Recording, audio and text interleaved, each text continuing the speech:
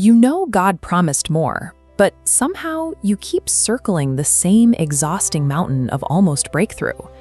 When you feel stuck, it's easy to blame an overpowering enemy or wonder if God has simply changed his mind about your calling. But the truth many believers don't want to hear is that while you left the place of your bondage, that place never truly left you. You can be delivered, praying and worshiping, yet still carrying the heavy mindset of the system God rescued you from. It shows in the same reactions, the same emotional cycles, and the reflex to accuse God whenever obedience becomes uncomfortable. God isn't just trying to bring you out of your chains. He's trying to get the taste of those chains out of your soul. Because if he took you straight into the promise with Egypt still in your heart, the inheritance would be corrupted before you even occupied it. Influence can destroy an insecure person. An opportunity will utterly crush someone who hasn't yet learned the weight of spiritual courage.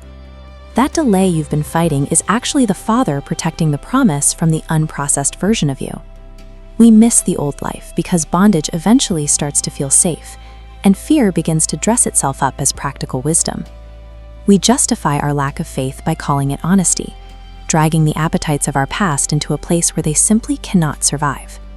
But Canaan requires more than a slave's reflex. It requires the spirit of a son who obeys quickly and moves with authority.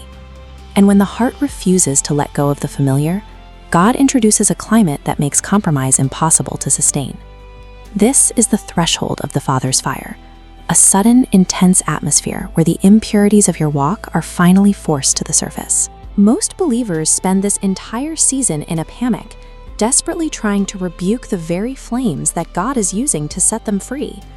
We ask for the weight of revival while simultaneously asking God to bless the very things he is trying to burn out of us.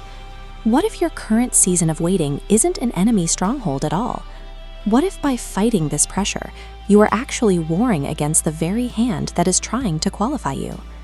Join us for the full teaching, Purging Egypt to Enter the Promised Land. Watch the next video to learn how to discern if your fire is a test, an attack, or God's loving correction.